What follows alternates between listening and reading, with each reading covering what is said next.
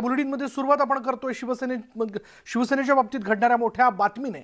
उद्धव ठाकरे यांना आणखी एक धक्का बसू शकतो असं कळतंय। विधिमंडळातील एकनाथ शिंदे यांच्या गटाला विधानसभा अध्यक्षांनी मान्यता दिल्यानंतर आता शिवसेनेचं निवडणूक चिन्ह असलेलं धनुष्यबाण जाण्याची शक्यता आहे। धनुष्यबाण चिन्ह गमावल्यास नव्या निवडणूक चिन्हाची तयारी ठेवा अशा सूचना उद्धव ठाकरे यांनी कार्यकर्त्यांना दिल्यात। यावर्षी मुंबई महापालिकेसह राज्यातील प्रमुख महापालिका निवडणुका आहेत आणि त्यामुळे कमी कालावधीमध्ये नवं चिन्ह पोहोचवण्याचं आव्हान शिवसेनेपुढे असेल। या सर्व घडामोडींच्या पार्श्वभूमीवर शिवसेनेचे नेते आदित्य ठाकरे मुंबईतील शिवसेनेच्या शाखांना भेट देणार असून कार्यकर्त्यांशीही संवाद साधतील। या यात्रेच्या माध्यमातून ते बंडखोर आमदारांच्या मतदारसंघातही जाणार आहेत। तर माजी शिवसैनिक आणि माजी केंद्रीय वाणिज्य उद्योग मंत्री सुरेश प्रभू हे भाजपचे उपराष्ट्रपती पदाचे उमेदवार असण्याची शक्यता आहे। काल दिल्लीमध्ये प्रभूंनी केंद्रीय गृहमंत्री अमित शहांची भेट घेऊन चर्चा केल्यानंतर राजकीय वर्तुळात प्रभू यांच्या नावाची चर्चा सुरू झाली आहे।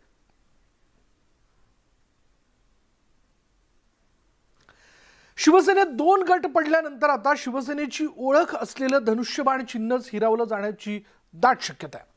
एकनाथ शिंदे गट धनुष्यबाण चिन्हासाठी कायदेशीर लढा देण्याच्या तयारीत असल्याने शिवसेनेचे धनुष्यबाण हे निवडणूक चिन्ह काढलं जाऊ शकतं। शिवसेनेतून फुटलेल्या 16 आमदारांवर अपात्रतेची कारवाई होऊ नये, तसंच शिवसेनेचं धनुष्यबाण हे निवडणूक चिन्ह मिळवण्यासाठी एकनाथ शिंदे गट कायदेशीर लढाई करता सज्ज झालाय।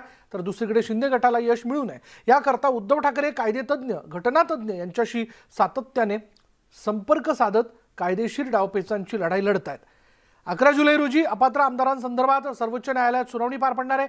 मात्र दुर्दैवाने यात अपयश आलंय तरीही शिवसेनेच्या पदाधिकाऱ्यांनी खचून न जाता जे काही नवे निवडणूक चिन्ह घेण्याची वेळ येईल ते स्वीकारून लवकरात लवकर सर्वसामान्यांपर्यंत कसं पोहोचवता येईल याची आधीपासूनच तयारी करा असे आदेश उद्धव ठाकरे यांनी पदाधिकाऱ्यांना दिल्याची सूत्रांची माहिती आहे।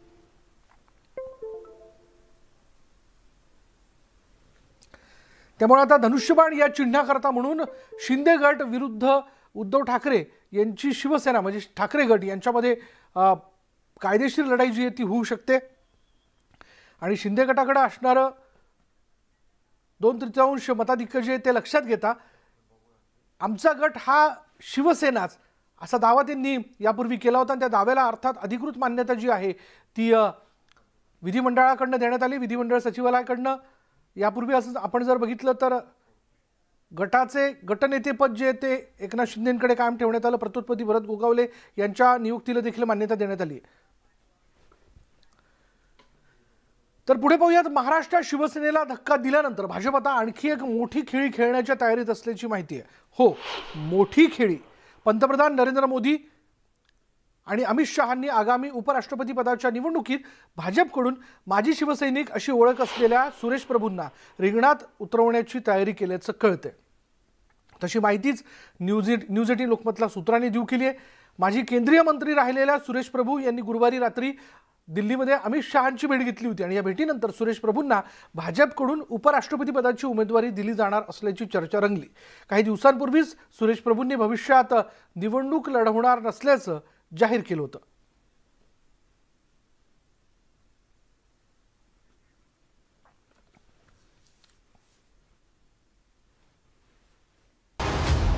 सुरत ते गुवाहाटी, मुंबई ते दिल्ली,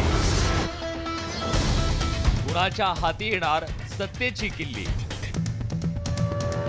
सत्ता नाट्याची प्रत्येक घडामोड सर्वात आधी फक्त न्यूज 18 लोकमतवर।